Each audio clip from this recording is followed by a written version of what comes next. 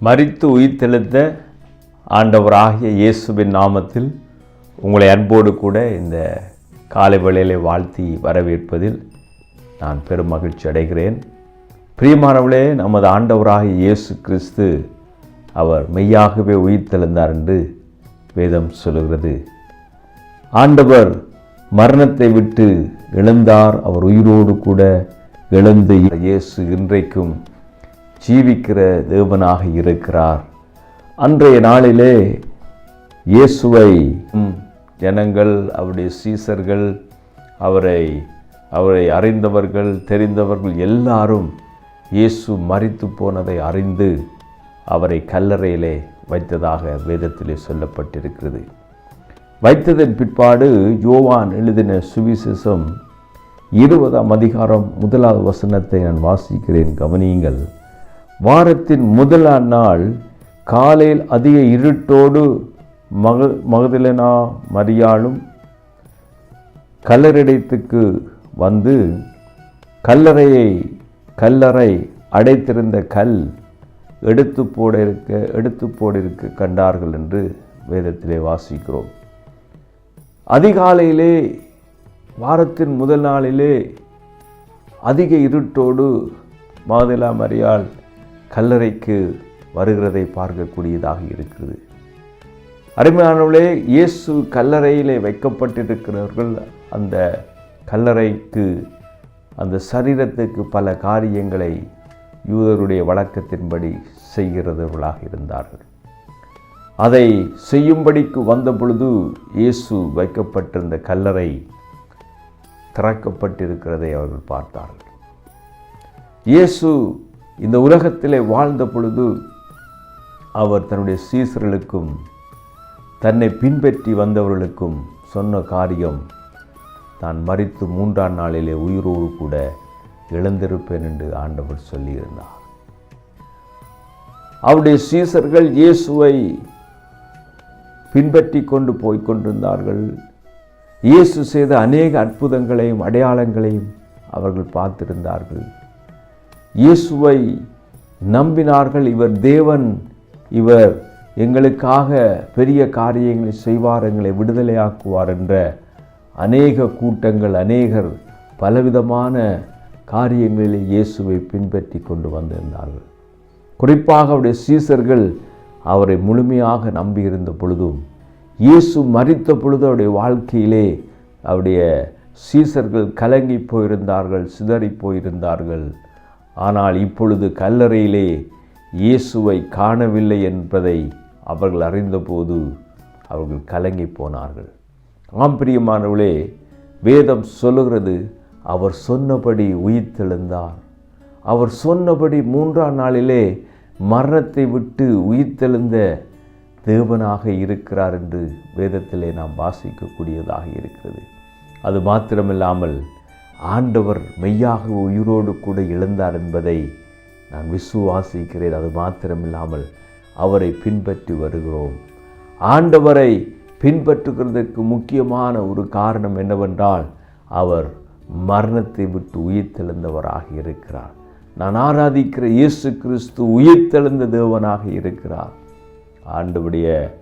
ஆண்டவருடைய இயேசு என்னுடைய பாவங்களுக்காக மரித்து 3ஆம் நாள் உயிரோடு கூட எழுந்து, அந்த தேவன் இன்றைக்கும் உயிரோடு கூட இருக்கிற ஆண்டவராக இருக்கிறார். பிரியமானவர்களே, இயேசு ஒரு மனிதனாக இந்த உலகத்திலே வந்தவர்களாய் மாத்திரமில்லாமல், இயேசு எனக்காக, நம்முடைய பாவங்களுக்காக இயேசு கிறிஸ்து பரிசுத்தமுள்ள தேவன் தன் ஜீவனையை கொடுத்ததாக வேதத்திலே நான் வாசிக்கக்கூடியதாக இருக்கிறது.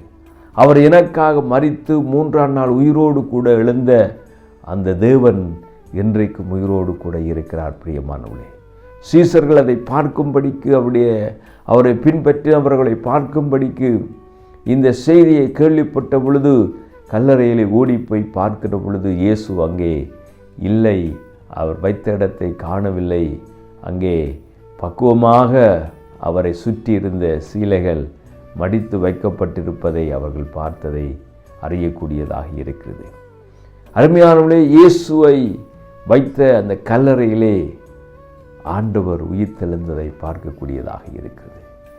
அந்த நாளிலே, அந்த 3ஆம் நாளிலே இயேசு கிறிஸ்துவை கல்லறையிலே வைக்கப்பட்டிருந்த அந்த கல்லறை திறக்கப்பட்டு இயேசு உயிரோடு கூட எழுந்தவராக அவர் காட்சி அளிப்பதை வேதத்திலே சொல்லப்பட்டிருக்கிறது. வேதாகமம் என்ன சொல்லுகிறது என்றால், அவர் உயிர்த்தெழுந்து இந்த பூமியிலே 40 நாட்கள் அவர் தன்னுடைய மக்களுக்கு, தன்னை நம்பினவர்களுக்கு, தன்னை விசுவாசித்தவர்களுக்கு காட்சியளித்து அதன் பிற்பாடு அவர் பரமேறினார், பரலோகத்துக்கு சென்றார் என்று வேதத்திலே வாசிக்கக்கூடியதாக இருக்கிறது. இயேசு மெய்யாகவே உயிர்த்தெழுந்தார், உயிர்த்தெழவில்லை, அவர் மரித்தார், மரிக்கவில்லை என்ற பல சர்ச்சைக்குரிய காரியங்கள் இந்த உலகத்தில் இன்றைக்கும் இருந்து கொண்டிருக்கிறது. ஆனால் அவரை நம்புகிறவர்களை, அவரை விசுவாசிக்கிறவர்கள் ஆணித்தரமாக இயேசுவை அவர்கள் விசுவாசிக்கிறார்கள், வேத வார்த்தையை நம்புகிறார்கள். இயேசுவை நாம் நம்புகிறோம், விசுவாசிக்கிறோம். காரணம், அவர் மெய்யாகவே உயிர்த்தெழுந்தார். வேத வாக்கியம் சொல்லுகிறபடி அவர் மரித்து அடக்கம் பண்ணப்பட்டு 3ஆம் நாள் இயேசு உயிரோடு கூட எழுந்ததை இந்த வேதாகமம் நமக்கு சொல்லி காண்பிக்கிறது. பிரியமானவர்களே, இந்த ஆண்டவராய் இயேசு கிறிஸ்து இந்த உலகத்திலே ஜீவித்து கொண்டிருக்கிறார். மரணம் அவரை கட்டி வைக்க முடியவில்லை, கல்லறை அவரை பாதுகாக்க முடியவில்லை. இயேசு உயிர்த்தெழுந்த தேவனாக இருக்கிறார். இன்றைக்கும் கிறிஸ்தவம் உலகத்திலே இருப்பதற்கு, எழுந்து நிற்பதற்கு காரணம் இயேசு கிறிஸ்து உயிரோடு கூட எழுந்தார் என்பதை, அந்த ஆண்டவராய் இயேசு கிறிஸ்து இந்த செய்தியை கேட்டுக்கொண்டு அருமையான நண்பர்களே, சகோதர சகோதரிகளே, இயேசு உங்களை நேசிக்கிறவராக இருக்கிறார். அவர் நம்முடைய பாவங்களுக்காக சிலுவையிலே மரித்து 3ஆம் நாள் உயிரோடு கூட எழுந்த தேவனாக இருக்கிறார். அவரை விசுவாசிக்கிறவர்களுக்கு ஆண்டவர் இன்றைக்கும் நல்லவராக இருக்கிறார். அவரை நம்புகிறவர்களை, அவர்களை தேவனை நோக்கி, இயேசுவை நோக்கி, ஆண்டவரே என்னுடைய பாவங்களை எனக்கு மன்னியும், என் அக்கிரமங்களை எனக்கு மன்னியும், என் நோய்களை என்னை குணமாக்கும், நான் பாவியாயிருக்கிற என் பாவத்தை எனக்கு மன்னியும் என்று கேட்கின்ற பொழுது பூமியிலே பாவங்களை மன்னிக்கிறதற்கு இயேசு கிறிஸ்து அதிகாரமுடைய தேவனாக இருக்கிறார். பிரியமானவர்களே, இந்த இயேசுவை உங்கள் இருதயத்தில் ஏற்றுக்கொள்ளுகின்ற பொழுது, இந்த இயேசுவை, ஆண்டவரே என்னுடைய பாவங்களை எனக்கு மன்னியும், ஆண்டவரே என் அக்கிரமங்களை எனக்கு மன்னியும், என்னை ஆசீர்வதியும் என்று நாம் ஆண்டவரை நோக்கி கூப்பிடும் பொழுது, கேட்கும் பொழுது, வேதம் சொல்லுகிறபடி இயேசு கிறிஸ்துவின் இரத்தம் சகல பாவங்களை நீக்கி நம்மை சுத்திகரிக்க அது வல்லமை உள்ளதாக இருக்கிறது என்று அப்போஸ்தலனாகிய யோவான் எழுதின சுவிசேஷம் 1:7 அதிகாரத்தில் 1 அதிகாரம் 7 வசனத்தில் இப்படி சொல்லப்பட்டிருக்கிறது. பிரியமானவளே, அவருடைய இரத்தம் சகல பாவங்களை நீக்கி நம்மை சுத்திகரிக்கிறது என்று எழுதப்பட்டிருக்கிறது. ஆண்டவருடைய இரத்தத்தினாலே மீட்கப்பட்டவர்களாக அவரை நம்பும் பொழுது நம்முடைய பாவங்களை இயேசு மன்னித்து நம்மை பரிசுத்தப்படுத்துவராக இருக்கிறார். இந்த உயிருள்ள இயேசு கிறிஸ்து, உயிர்த்தெழுந்த இயேசு கிறிஸ்து, அவர் மரணத்தை வென்றார், பாதாளத்தை வென்றார், நரகத்தை வென்றார், பிசாசை வென்றார். எல்லாவற்றையும் இயேசு கிறிஸ்து வென்ற தேவனாக உயிர்த்தெழுந்து இன்றைக்கும் உயிரோடு கூட இருக்கிறார். அந்த இயேசுவை உங்கள் உள்ளத்தில் ஏற்றுக்கொண்டு அவரோடு கூட வாழுகிற ஒரு வாழ்வை, நித்தியத்திலே நாம் பரலோகத்தை சந்திக்கும் பொழுது தேவனை முகமுகமாய் பார்க்கின்ற நாளையும் வேளையும் ஆண்டவர் நமக்கு கொடுக்க அவர் வல்லமையுள்ள தேவனாக இருக்கிறார்.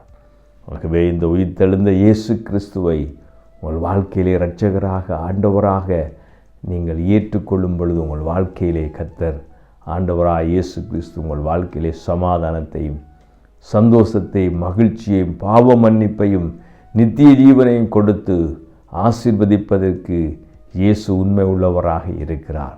ஆகவே இயேசு மெய்யாகவே உயிர்த்தெழுந்தார். அவர் இன்றைக்கும் உயிரோடு கூட இருக்கிறார். அவர் கல்லறையிலே இல்லை, சிலுவையிலே இல்லை. இயேசு மரித்து 3ஆம் நாள் உயிரோடு கூட எழுந்தார். இன்றைக்கும் இயேசுடைய கல்லறை திறந்தே இருக்கிறது. அங்கே இயேசு இல்லை, அவர் சொன்னபடி உயிர்த்தெழுந்தார். இதை கேட்டுக்கொண்டிருக்க அருமையான நண்பர்களே, சகோதரர்களே, உங்களுக்காக ஜெபிக்கும்படி விரும்புகிறேன். ஒரு விசை கண்களை மூடி நாம் ஜெபம் பண்ணுவோம். பிதாவே, உம்மை நன்றியோடு ஸ்தோத்தரிக்கிறோம் அப்பா. உம்முடைய குமாரன் இயேசுவின் நாமத்தில் ஜெபிக்கிறேன்.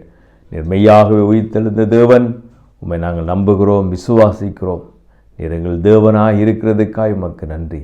இந்த வேத வசனத்தை ஆண்டவர், இந்த செய்தியை கேட்கிற ஒரு குடும்பத்தையும் சகோதர சகோதரியும் கர்த்தர் ஆசீர்வதிக்கும்படி ஜெபிக்கிறேன். இயேசுவின் நாமத்தில் பிதாவே, ஆமேன்.